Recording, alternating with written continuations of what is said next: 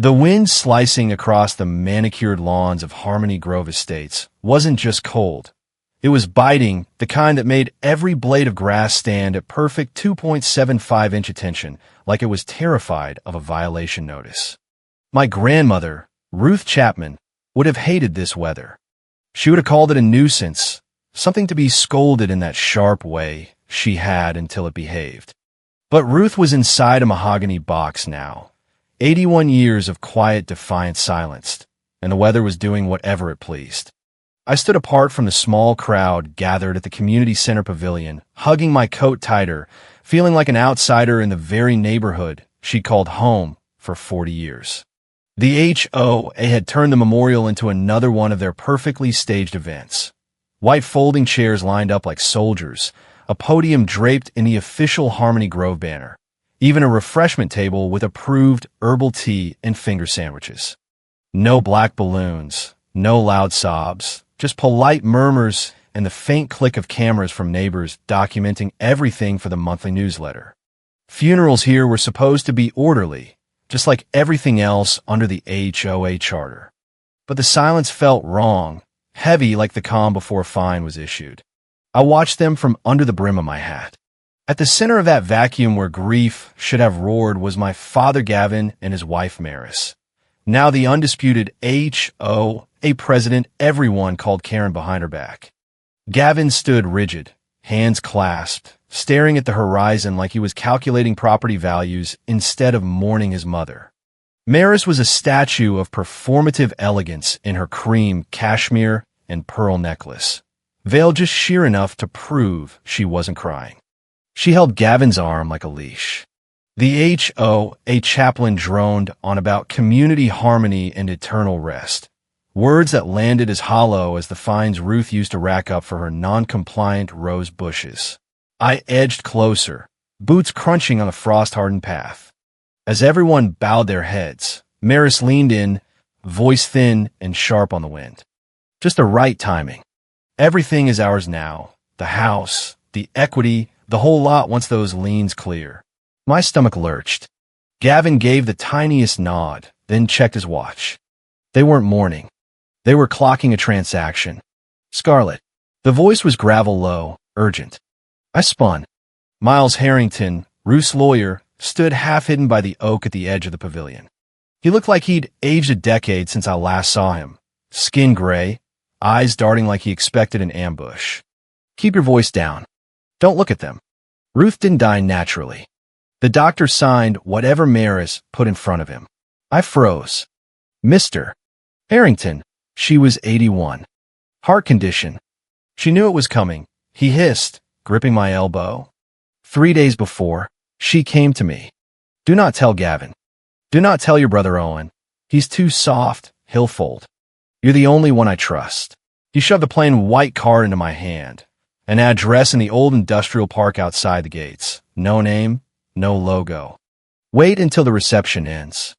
Come alone. Leave your phone in the car. They're already circling the house, like vultures with clipboards. He vanished into the rows of headstones before I could argue. I spent the rest of the service in a daze, hugging distant neighbors who offered condolences that felt like dry leaves. Owen looked lost at the edge of the crowd. Gavin and Maris shook hands, nodded solemnly, but every shared glance screamed heist completed. The reception was at their McMansion on Maple Lane, every window blazing like a stage set. I stayed exactly 45 minutes, claimed a migraine, and escaped. Instead of driving home, I parked at a diner off the highway, nursing black coffee for 3 hours while the sun bled out. At 9 p.m., I headed to the address. The building was a forgotten brick warehouse, windows dark, streetlights sparse. I left my phone in the glove box and slipped inside. The hallway smelled of dust and old copper. At the far end, under a flickering sconce, stood a glossy black door and a tall man in a rumpled charcoal coat, scar through his left eyebrow, eyes like a tired wolf. Not Miles. Miles said, "Come alone," I said, voice steadier than I felt. He pushed off the wall. He's inside. You look like her. Around the eyes. I look like my father. No. You look like Ruth. He turned the key. Welcome to the real white cricket. The nickname hit like ice water. Nobody alive knew it except Ruth. Our secret from the summer I was 7, chasing grasshoppers. Gavin and Maris had no clue. How do you know that name? I whispered. Because she told me you were the only one who could finish what she started. He opened the black door. The faint scent of her floral perfume drifted out, comfort and summons from the grave. I stepped through. Morning was over. This was war. The drive back to the house felt like surrendering to a prison with perfect curb appeal. Every hedge in Harmony Grove was trimmed to HOA specs. Every porch light the approved warm white bulb. When I pulled into the driveway, the place glowed like a model home. Maris opened the door before I knocked, cream sweater swapped for something softer, smile dialed to maternal. We were worried, honey. Come in. We have a few small things to go over before bed. In the dining room, Gavin stood by the sideboard with a drink that definitely wasn't tea. A stack of crisp documents waited on the mahogany table, yellow sticky notes screaming sign here. General durable power of attorney. Financial authorization. HOA compliance directive. Just housekeeping, Gavin said smoothly. With Ruth gone, the estate enters probate. Liens could freeze everything. Maris and I want to protect the family. Update your file so there are no lapses in coverage. I scanned the fine print. Incapacity determination. Authority to admit to residential facilities. Psychiatric hold. If 2 board-approved physicians decided I was emotionally distressed, defined so vaguely it could mean questioning a fine, the designated agent, Gavin, could make all property decisions. Sell the house. Sign it over. Whatever. Why power of attorney for me? I asked. I'm 33. I manage my own life. Contingency. Maris cooed, sliding tea toward me. If something happens, an accident, stress from all these adjustments, we need to step in immediately. For the community. She tapped a sticky note. To sign were marked, sweetie. Saves reading 20 pages of jargon. I flipped pages. The clause let them declare me unfit and transfer the deed to the HOA for harmony preservation. My job reading risk management contracts had taught me to spot traps. This was one with perfect landscaping. I can't, I said, pushing the chair back. I'm too tired. I'll read it tomorrow. Gavin's jaw tightened. Maris's nails dug into my shoulder. Sign the papers, Scarlett. Do it for your father. I walked upstairs without signing. Owen's door was cracked. He looked 17 instead of 27. Dad seemed mad, he mumbled. Said it was a dull conversation. I told him to sleep, but his whisper followed me. Maris didn't look sad at the casket. She looked impatient. In my old room, now beige, guest suite sterile, I locked the flimsy knob and wedged a chair under it. Memories flooded. Last visit, Ruth changing her own deadbolt with arthritic hands, whispering, "Don't let them rush you when the time comes. They'll come with papers and smiles." At 1 a.m., thirst drove me downstairs. Voices drifted from the kitchen. Maris's stripped of sweetness. She's stubborn, just like Ruth. Read the incapacity clause. We don't have time. Gavin. She craves approval. I'll play disappointed father. If not plan B. Doctor's on retainer. We need a precipitating event, breakdown before the weekend. Maris, I want this done. The trust holds the liquidity. 10 days before the bank calls on the Ridgecrest debts. I backed away, heart hammering. They weren't just after the house. They were manufacturing my collapse so they could seize it under HOA emergency intervention rules. Liens for sale, all legal on paper.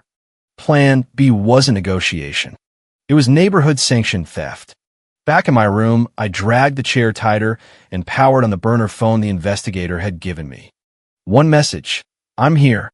I want the truth. I sat in the dark, watching the door. The house wasn't a home anymore. It was a gated hunting ground. But they'd forgotten one thing. I was Ruth's granddaughter. And I just locked the door. The sun had barely cleared the perfectly uniform roof lines when I pulled onto the quiet street where Ruth's house still stood. Same ranch-style charm. Same low fences. Same HOA-mandated beige siding. I parked 2 blocks away, left my real phone buried under gym clothes, and walked with only the burner and a cheap set of lockpicks I'd never use for anything illegal. The morning newspaper lay damp on the driveway like a warning. Inside, the air was stale lavender and peppermint tea. I moved straight to the master bedroom. Gavin had already secured documents, but he didn't know Ruth the way I did. The heavy oak desk drawer was locked. I knelt at the brick fireplace, 3 in from the left, 2 up, pressed the secret brick. It pivoted. Brass key on red ribbon. The drawer spilled bank statements from a hidden credit union account. Large withdrawals labeled Cricket Initiative. Insurance notes in Ruth's spidery script. Policy validates unless suicide. Check clause 14B. And the black leather notebook. October 14th. Maris brought community wellness smoothie. Tasted chalky.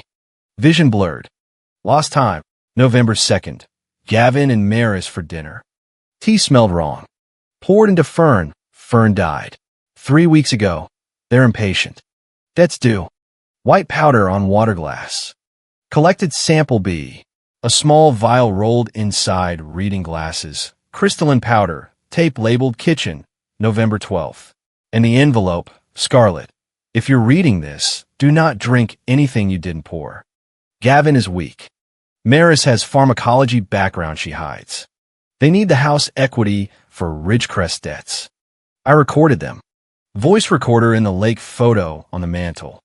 Trust no one but Miles. They'll come for you next. Love, Grandma. I pried the micro USB from behind the velvet backing of the Grand Lake picture. Ruth's voice would be on it, proof. My burner buzzed. Blocked number. Where are you, honey? I'm making tea. You should come home. Maris. She knew. A black sedan idled 3 houses down, engine rumbling. I grabbed everything, slipped out the storm cellar, crouched through backyards, hopped fences until I reached my car. Hands shaking, I drove, checking mirrors. The text burned. I'm making tea. They were taunting me with the same method they'd used on Ruth. Tampered, HOA-approved community gifts delivered to seniors. I headed straight to the black door. Miles looked haggard behind the desk. The investigator, Calder, leaned against the filing cabinet. I dumped the bag. Notebook. Vial. Drive. Calder held the vial to the light. Preliminary talks from the sample Ruth gave me.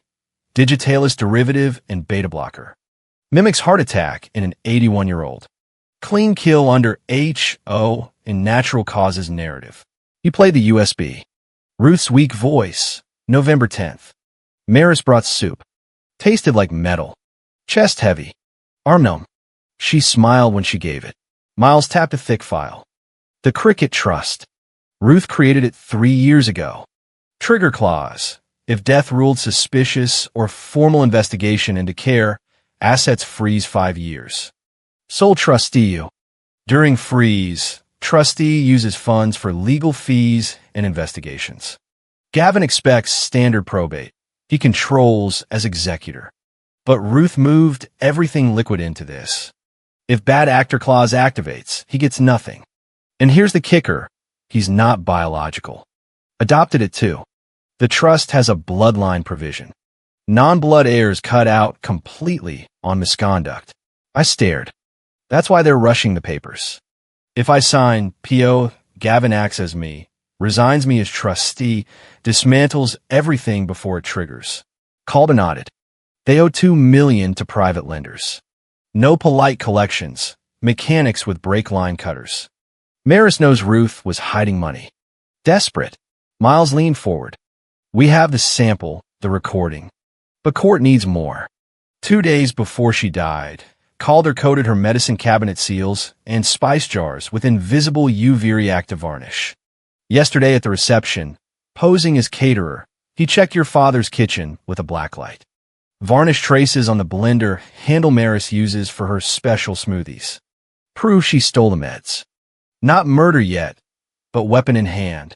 He stood. Scarlet, choice time. Walk away, sign their papers, stay safe but poorer. Or fight. They'll come for you. Reputation, sanity, maybe life.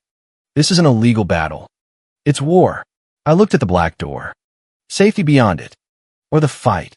I thought of Ruth changing her own deadbolt, collecting white powder while they smiled. "I'm in," I said. "Let them think they've won."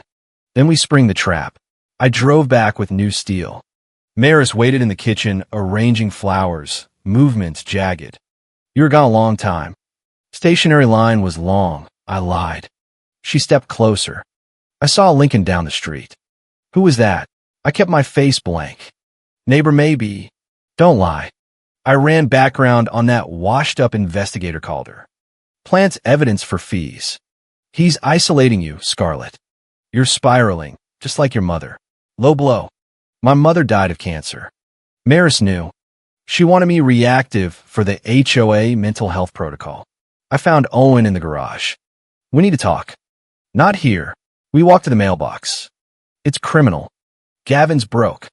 They're stealing the house to pay debts. Ruth left everything in a trust. Gavin gets nothing if bad actor clause triggers, because he's adopted and the trust excludes non-blood on misconduct." Owen's eyes widened. "That's why she locked the will away. Tonight's going to be bad." "I'm pushing them." When I touch my left ear, call 911. Medical emergency, threat to life. Do not drink or eat anything Maris gives you. Promise. He swallowed. "I'm with you." The sun set in bloody streaks. The house windows stared like empty eyes. I had evidence, an investigator outside, my brother inside. All that remained was walking into the trap and letting it snap shut on them. The red and blue lights flashing against the living room curtains were the first sign the war had shifted fronts. I'd been upstairs reviewing hidden camera feeds on the burner when a heavy fist pounded the door. Gavin opened it. 2 Boulder PD officers stood there, breath visible in the freeze. Wellness check for Scarlett Chapman. Caller reported concerns about self-harm and erratic behavior after family tragedy. Maris swept in, handkerchief to chest, voice trembling like Oscar bait. "Thank goodness." She's been locking herself in her room, screaming about conspiracies. "We're terrified she'll hurt herself." I descended the stairs, spine straight. "I'm Scarlett Chapman." Grieving, officers but not unstable. Maris reached for my arm. "Darling, don't lie. You said you wanted to end it all, holding sleeping pills." I pulled away. "I have never said that. This is an estate dispute. They're trying to build a record of incapacity to override the trust. I offer my voluntary psychiatric clearance from that afternoon. I can provide the clinic contact." The officer's demeanor changed. "If she's seen a doctor today and appears lucid, there's not much we can do based on hearsay." Maris's mask slipped. Pure venom flashed. The cops left with a report noting subject calm and oriented. Small victory, but Maris had tried to have me dragged out screaming. The perfect prelude to commitment papers. When the door closed, I stared at Gavin. That was a low blow. He rubbed his neck. "We're just worried. You're paranoid." "Stop reading from a script," Maris wrote. Maris blocked the kitchen archway, tray in hand, glass of water, pill bottle. "You're hysterical again. Dr. Aries prescribed these." She lunged, tray tipping, glass shattering, pill scattering. "Look what you did. You're out of control." She was staging audio for the next call. I took photos, picked up a capsule with a napkin, pocketed it. "I'm keeping this." For the lab. For the first time, genuine fear crossed her face. I walked past crunching glass. "Dr. Aries is coming tomorrow for capacity evaluation. Since you won't go to him, he's coming here. I have my own doctor. If he steps foot in this house, I'll report him for conflict. He's a witness on the forge where you planted." I barricaded my door. My phone buzzed miles. Fake will is felony. They file it. They go to prison. They're panicking. Owen slipped in, pale, holding unopened soda. I recorded them. He played it. Maris screaming at Gavin.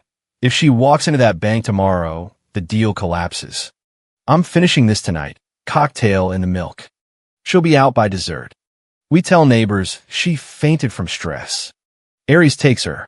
Documented psychosis. Power of attorney signed. "They're not committing me anymore," I whispered. "They're killing me. Make it look like overdose out of grief. Then the trust doesn't matter. If I'm dead, next of kin is Gavin." Owen's voice cracked. "We have to leave." "No. If we run, they destroy evidence. We finish it. I have the antidote protocol from Calder. I'm not dying, but I'm making them think I am long enough for confession. I sent the recording to Miles. They're moving tonight. He replied, "We're ready. Let them set the table. We'll clear it." I lay fully clothed, clutching the phone, counting hours until the HOA-mandated neighborhood potluck tomorrow. Because I'd invited the nosiest residents, Mrs. Gable and the Thompsons, under the guise of a memorial dinner. Maris couldn't scream or drag me while neighbors ate potato salad. She had only one move left: drug me at the table in front of witnesses, blame grief, have Aries whisk me away. High risk. Exactly the trap I needed. The tension pressed like a lead vest. I'd spent the night listening to silence, feigning dizziness on stairs exactly as scripted. They thought their slow chemical warfare was working. They didn't know every stumble was theater. Morning, I broke their isolation game. Dressed sharp, I picked up the landline right in front of Gavin. "Mrs. Gable? It's Scarlett. Small memorial dinner tonight, 7 o'clock. Grandma loved you so much." Gavin's face drained. "We're not in condition for guests. Grief should be shared, Dad. Besides, I want people to see how well you and Maris are taking care of me. Stops the rumors, right?" I smiled sharp. Maris entered, eyes narrowing. "Guests, and maybe the Thompsons. You're so good at soup, Maris." I dropped the anvil. "Tomorrow I'm going to the bank first thing. Inquire about the Cricket Trust activation protocols myself. If everything's straightforward, no issue, right?" Color left Maris's face. "If I walked in competent and suspicious, accounts would lock pending investigation." "You're not well enough," she hissed. "I feel great. Never clearer headed." I spent the morning coordinating. Guest confirmed. I texted Calder. Stage set. Camera feeds adjusted. Focused on prep station. Miles, filings drafted. Moment we have video of dosing, emergency injunction, and protection order. The trap was brutal. By inviting outsiders, I'd removed physical force. Maris had to be perfect hostess. Only option: dose me publicly, attribute to exhaustion, whisk me away before I woke with documented psychosis. At 5 p.m., Owen knocked, sick-looking. I recorded them outside their door. Audio: Gavin pleading, too risky with neighbors. Maris whipping back. "If she walks into that bank, lenders come for us by 2. I'm giving her the cocktail. She'll be out by dessert." We tell them stress faint. Aries takes her. Documented history. Power of attorney signed. Owen's tears fell. He knew. He's letting her because he's scared of bookies. I hugged him. "You greet the neighbors. Smile. Watch Maris. If she hands me a drink, don't intervene. I have a plan." Signal is left ear. Call 911. 7 o'clock. Doorbell. Mrs. Gable and husband with casserole. "Scarlett, dear, we were devastated about Ruth. How are you holding up?" Maris appeared impeccable in black dress. Bun severe. "Martha Bill, so kind." Gavin's pouring wine. We moved to the dining room. Gavin poured Merlot, hand trembling. Conversation surreal. Ruth's garden, charity, old movies. Mrs. Gable. Ruth had such a sharp mind right to the end. 3 days before she passed, she told me about a new investment. Gavin choked. "Who's ready for coffee?" Maris asked. "Or herbal tea, Scarlett, your favorite chamomile blend." She disappeared into the kitchen. I glanced at Owen, knuckles white on napkin. Called her outside, zoomed on island. Maris returned with silver tray, 4 cups, 1 delicate china for me. She served guests, then stood behind me. "Chamomile with honey. Just the way you like it." I lifted it. A toast to Grandma. Everyone raised glasses. I brought the cup to lips, let liquid touch tongue, but didn't swallow, held under tongue. Lowered cup. Delicious. Maris smiled relief. Thought she'd won. "Excuse me, restroom." I walked steadily, locked powder room, spat mouthful in a sterile jar, sealed it. Flushed, splashed face for clammy look, texted Calder, sample secured. Back in hallway, I swayed on purpose. "I feel very tired." Maris leapt up, triumph glowing. "Oh dear, you overdid it." Let's get you to the sofa. I let knees buckle. She caught me in suffocating comfort embrace. I thought, call him. Call the police. You're only digging deeper. The stage feint worked exactly as planned, but not the way Maris hoped. I allowed myself to be guided to the sofa, body limp, eyes fluttering. Maris radiated fury that I wasn't fully unconscious yet. She needed coma before Aries arrived to sign commitment papers. She's just in shock, she told Mrs. Gable, voice tight. Maybe call an ambulance, Mrs. Gable suggested, clutching her purse. No, Gavin and Maris shouted together. Gavin cleared his throat. Family doctor coming. Knows her history. I moaned, sat up slowly, pressed hand to forehead. I'm sorry, felt so dizzy. Think I just need something warm. Hands freezing. I held them out, shaking violently, manufactured tremor. The tea, I spilled it. Maris looked at the half-empty cup on the table. I'll make you another. Fresh. Stronger. Help you sleep. Thank you, Maris. You're so good to me. She marched to the kitchen, impatient now, careless. I leaned back. Dad, blanket. Gavin walked toward hallway closet but paused at kitchen door, watching. I slipped phone out, tapped feed. Crystal clear. Maris at island. No blocking view. Reached into pocket, brown dropper bottle. Squeezed hard. Stream of clear liquid into steaming mug. Gavin whispered from doorway. Make it strong. Microphone caught it. Maris turned, eyes cold. Go sit with her. Keep the old bat distracted. My heart turned stone. He'd watched the poison go in and ordered more. He wasn't my father anymore, just offended. I slipped phone face up on coffee table. Nodded at Owen. Get ready. Maris swept back, new cup steaming. Here we are. Drink this down, sweetheart. All of it. She held out. I reached, hand shaking so cup rattled. Careful. She hissed, grabbed my wrist, forced cup toward mouth. Just drink it. I can't, I whimpered. Smells funny. It's just honey, she growled through teeth. Mrs. Gable stood. Maris, maybe let her rest. You're forcing her. Gavin snapped. Sit down, Martha. Room went dead silent. I stopped shaking. Sat up straight. Pulled wrist free with sudden strength that made Maris stumble. Set cup down with deliberate clink. I'm not drinking that, Maris. Because I know what's in it. Maris blinked, confused by the shift. You're delirious. I reached for phone. Owen, lock the front door. Owen bolted, deadbolt clicked. Gavin demanded. Owen, unlock that. Stay back, Dad. I didn't play the kitchen video yet. I played Ruth's recording. Her frail voice filled the room. If you're hearing this, it means they've started. Maris is dangerous. She has a pharmacology background. White powder on my water glass. Mrs. Gable gasped. Maris lunged across coffee table, nails hooked. Give me that. Owen tackled her from the side. They crashed into armchair in desperate scramble. Owen pinned her, fueled by years of suppression. Call them, he yelled. I didn't have to. Front door exploded inward, battering ram splintered wood. Police. Everybody down. Officers swarmed, weapons drawn. Behind them, Miles and Calder, grim and satisfied. Secure the kitchen. Calder shouted. Evidence on island. Cup on table. Mrs. Gable dove behind sofa. Gavin raised hands, weeping. It wasn't me. It was her idea. She made me do it. Maris thrashed in cuffs. You begged me to fix the debt. I have the texts. Sergeant barked, separate them. Reed writes. Calder gloved up, bagged the teacup. Digitalis sedative cocktail. Video of her pouring, slam dunk. I stood, legs steady. Looked at Gavin being led away. He couldn't meet my eyes.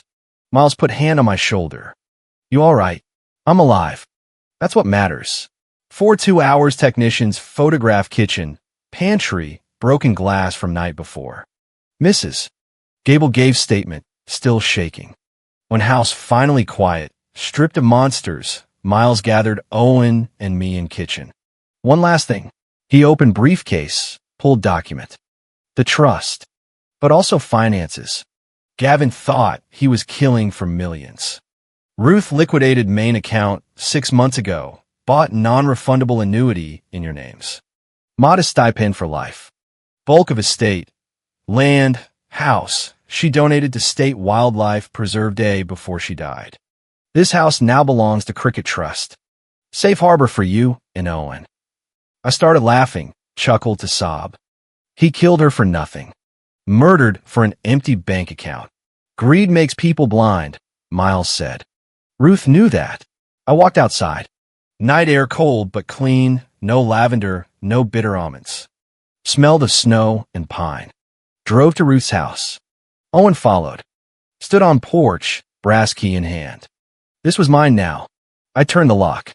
Darkness inside, no longer scary. Just empty room waiting for light. Turned on lamp. Warm glow hit old armchair, books, photos. Touched the lake picture. We got them, Grandma. I whispered. I wasn't victim. Wasn't prey. I was Ruth Chapman's granddaughter. And I had survived the neighborhood business. The days after the arrests blurred into a storm of paperwork, press, and petty HOA neighbors suddenly remembering they'd always suspected something. Karen Maris sat in county jail awaiting trial on attempted murder, conspiracy, forgery, and about 17 HOA charter violations that suddenly looked a lot like embezzlement once auditors dug in. Gavin sang like a canary, blaming her for everything, but the texts, the video, the UV varnish, the notebook, Ruth's recordings, all of it painted a perfect picture of two cornered animals who'd poisoned an old woman with community wellness smoothies to steal her house and cover $2 million in secret debts. The Cricket Trust activated the moment the DA filed charges. Assets froze. I became sole trustee with full discretion to fund the investigation. The forge will dated 2 days before Ruth's death, witnessed only by Maris and Dr. Aries got laughed out of probate court when forensic ink analysis proved the pen ink was manufactured last month. The HOA board held an emergency meeting. Maris was removed as president by unanimous vote, the same neighbors who'd nodded at her garden parties now clutching pitchforks. New rules were quietly proposed. No more wellness gifts without resident consent. No more psychiatric holds disguised as community care. But the sweetest part was the public hearing where I stood in front of the entire Harmony Grove estates and read Ruth's final letter aloud. Every absurd rule she'd been fined for. The 3 garden gnomes that disrupted visual harmony. The rose bushes 1 inch too tall, the American flag flown on the wrong pole, became evidence of systematic harassment designed to stress an elderly woman into a heart attack. The crowd gasped at the vial, the recordings, the dropper bottle calder produced in open court. Mrs. Gable took the stand and described Maris forcing the poison tea for her own good. Owen testified about the midnight kitchen plotting. The judge didn't just rule in my favor. He issued a permanent injunction against the HOA ever touching the Chapman property again.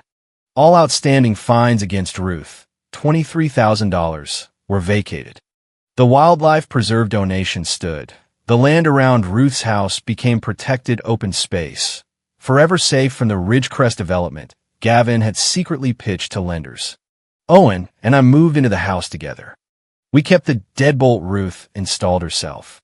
We planted roses exactly the height she liked, screw the specs.